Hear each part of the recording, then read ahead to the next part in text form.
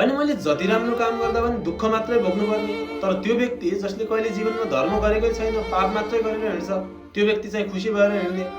आखिर भगवानले किन यस्तो भेदभाव गर्नुहुन्छ भनेर प्रायःजसो मानिसहरूले प्रश्न सोधिराख्नुहुन्छ। त यसको पछाडि दुईटा कारणहरू छ।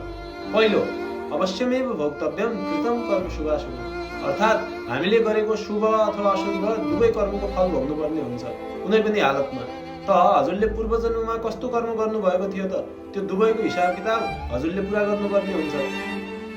त एक कुरा के हो भने यदि हजुरले अहिले धर्म गर्दै हुनुहुन्छ तर हजुरलाई दुःख भएको छ भने यसको मतलब के हो त हजुरका जुन पापहरू थिए पूर्व जन्ममा गरिएका ती पापहरू नष्ट हुँदैछन्, त्यसको फल हजुरले भोग्दै हुनुहुन्छ। त्यही भएर हजुरलाई अहिले दुःख भएको हो। त ध्यान दिनुहोस्, यहाँ दिनपछि रात आउँछ र रातपछि फेरि दिन आउँछ। अहिले दुःख छ भन्दैमा जहिले दुःख हुन्छ भन्ने हुँदैन। भोलि जब हजुरको गरिएको पुण्य कर्मको फल प्राप्त हुन सुरु हुन्छ नि, त्यति बेला हजुरको जीवन एकदमै सुखमय बन्छ।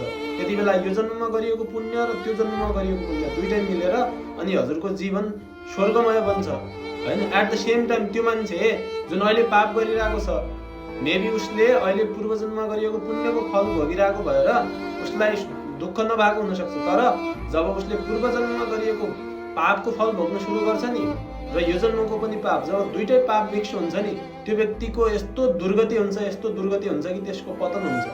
त त्यही भएर यसमा हजुरले अप्ठ्यारो मान्नुपर्ने कुरा केही पनि छैन। र यहाँ ध्यान दिनुपर्ने कुरा के हो भने हजुरले यदि खेतमा बाली लगाउनु भयो भने त्यति बेला नै त्यो बाली पाक्दैन, त्यति बेला नै हजुरले खान पाउनुहुन्न, समय लाग्छ त्यसको लागि। त हजुरले यो जन्ममा गरिएको राम्रो कर्मको पनि फल पाउनुहुन्छ, तर त्यसको लागि समय लाग्छ। र यहाँ एकदमै इम्पोर्टेन्ट कुरा के छ भने खुसीको कुरा, यदि हजुरहरू पूर्व जन्ममा गरिएको पापको फलबाट मुक्त हुन चाहनुहुन्छ भने हामीसँग एकदमै सामान्य उपाय छ। त्यो हो भगवान नामको जप, नाम संकीर्तनम यस्य सर्व पाप विनाशनम। अर्थात् यदि हजुरले भगवानको नाम संकीर्तन गर्नुहुन्छ, भगवानको नाम जप गर्नुहुन्छ भने हजुरका जन्मका पापहरू पनि नष्ट भएर जानेवाला छन्।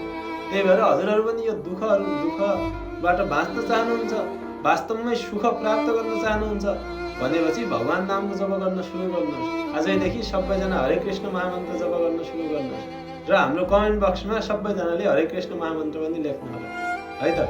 हरि बोल।